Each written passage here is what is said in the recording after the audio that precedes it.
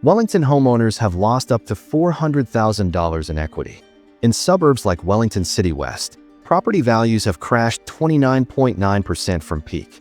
If you bought a $1.35 million home in early 2022, it's now worth $945,000. You've lost $405,000 in equity in 3 years. And it gets worse. Across New Zealand, non-performing housing loans have exploded from 0.2% in late 2022 to 0.7% today, a 250% increase in 3 years. That's $2.448 billion in mortgages where families have fallen behind and banks doubt they'll ever be fully repaid. Within that, $534 million is classified as impaired, the worst category, where banks expect to lose money when they recover the loan. Wellington is more exposed than anywhere except Auckland. Property values down close to 30% from peak. Average home now worth $938,000, down $35,000 in a year. Wellington City down 27.3% from peak. Greater Wellington down 3.3% year-on-year. Rental prices down nearly 10%. First home buyers making up 33 to 39% of purchases, the highest proportion in the country, because families who bought at peak are trapped and can't move. The numbers are accelerating.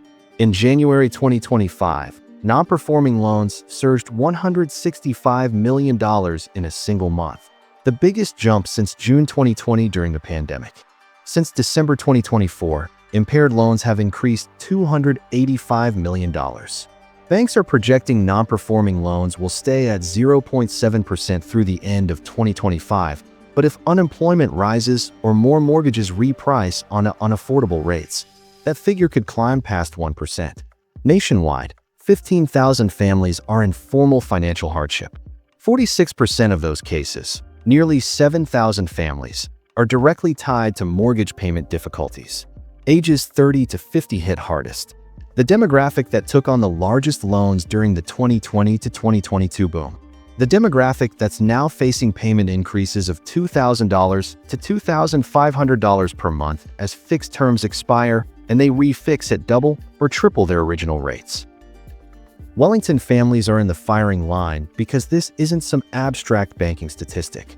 These are real people who bought homes they could barely afford in 2021 and 2022, locked in mortgages at 2.5% to 2.8%, and are now watching their payments explode as they roll off onto rates of 5.4% to 6.5%.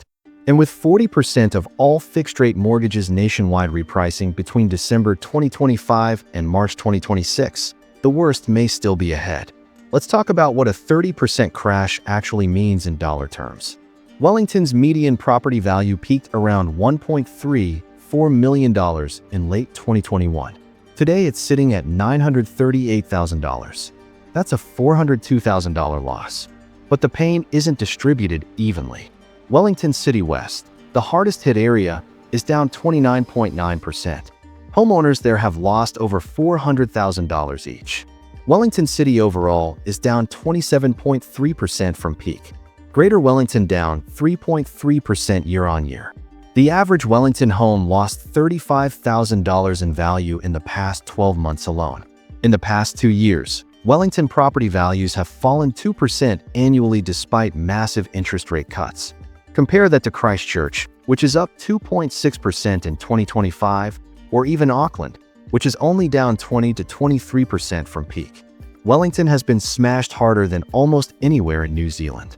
And the reason is simple: employment uncertainty, weak economy, high inventory, and families who bought at peak now trapped with massive mortgages and plummeting equity. Here's the compounding problem. If you bought in Wellington in early 2022 with a 20% deposit, you put down $270,000 on a $1.35 million home. Your mortgage was $1.08 million. Today, that home is worth $945,000. Your mortgage is still around $1.05 million after 3 years of payments. You have maybe $100,000 in equity left, if you're lucky. One job loss, one medical emergency, one major expense, and you're underwater. You owe more than the house is worth. Selling isn't an option because you'd still owe the bank $100,000 after the sale. That's the reality for tens of thousands of Wellington families right now. Trapped. Can't sell without crystallizing a massive loss. Can't refinance because banks have tightened lending criteria and your debt-to-income ratio is too high. Your mortgage payment has nearly doubled. Your income hasn't grown. And you're one unexpected event away from default. Let's run a real Wellington scenario.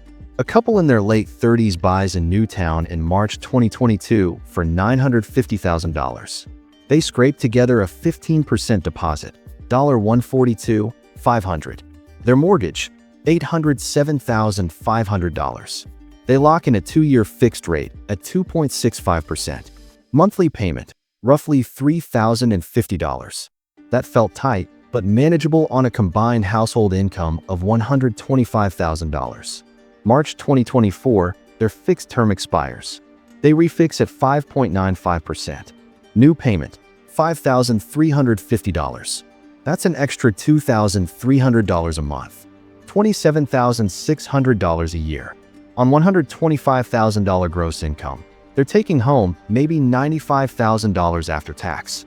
$5,350 a month is $64,200 a year. They're spending 67% of take-home pay on the mortgage alone. Unsustainable. They cut back on everything. Cancel subscriptions, stop eating out, delay car maintenance, pull kids from sports programs, skip dental checkups. They max out credit cards to cover the gap. 3 months in, they're $12,000 behind. They contact the bank. Hardship application. The bank offers a 6-month payment freeze while they get back on their feet. But 6 months later, nothing has changed. Their income is the same. The mortgage rate is still 5.95%. The only difference is they now owe the original $12,000 arrears plus 6 months of accrued interest, another $28,000. Total debt, $835,000 on a house now worth $855,000. The bank says resume full payments or we'll start foreclosure proceedings. Their options? Sell at a loss and walk away with maybe $20,000 after costs, losing their entire $142,500 deposit. Extend the mortgage term to 35 or 40 years, reducing monthly payments but locking in decades more debt. Or try to refinance with another lender.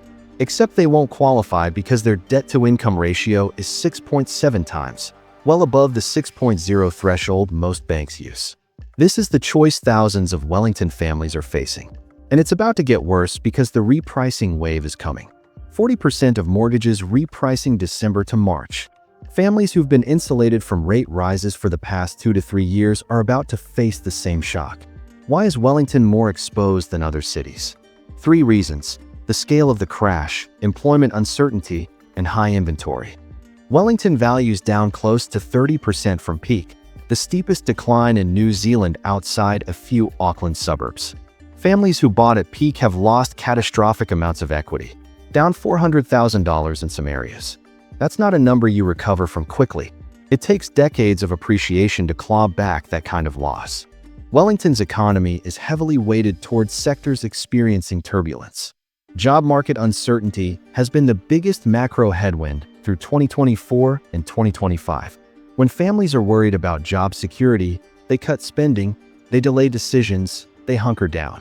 And if unemployment rises even slightly, more families lose income, more defaults follow. Wellington has high levels of unsold stock.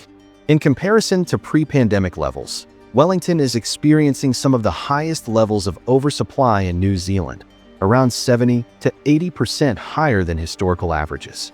That means buyers have more choice. They can wait. They can negotiate. Sellers have less power. And that keeps prices suppressed even as interest rates fall. Add it all together, and you get a city where families are trapped with huge mortgages, falling home values, uncertain employment, and no exit strategy. The repricing wave hitting December to March will push more families into arrears, more into hardship, and eventually, more into default. Banks are projecting non-performing loans will stay at 0.7% through the end of 2025. That's their best-case scenario. But that assumes economic conditions don't deteriorate. It assumes unemployment doesn't spike. It assumes the 40% of mortgages repricing can absorb the payment shock. Those are big assumptions. The Reserve Bank has cut the OCR from 5.5% to 2.25%, 325 basis points of easing. Mortgage rates are coming down. The average mortgage yield has fallen from 6.39% at peak to 5.17% as of November 2025. That's relief for families refixing now, but rates are still double what they were in 2021. A family refixing from 2.5% to 5.2% is still facing a massive payment increase, just not as brutal as 7%. The most likely scenario is defaults plateau around 0.7% to 0.8% through 2026, then slowly decline as the economy recovers and mortgage rates fall further. But if unemployment spikes, if another external shock hits, we could see defaults climb past 1%. For Wellington specifically, the concentration of high-value mortgages and employment uncertainty means the city will continue to see disproportionate stress. The suburbs that bought at peak, parts of Lower Hunt, Parurua, Wellington City-West, will see higher default rates than more stable or affluent areas. First home buyers who stretched to buy in 2021 to 2022 are the most vulnerable. They have the largest loans relative to income. They have the least financial buffer, and they're the ones facing the biggest payment shocks. If this analysis helped you understand, hit the like and subscribe button and press the bell icon so you will never miss any update. Drop a comment below your thoughts. Thanks for watching. I'll see you in the next report.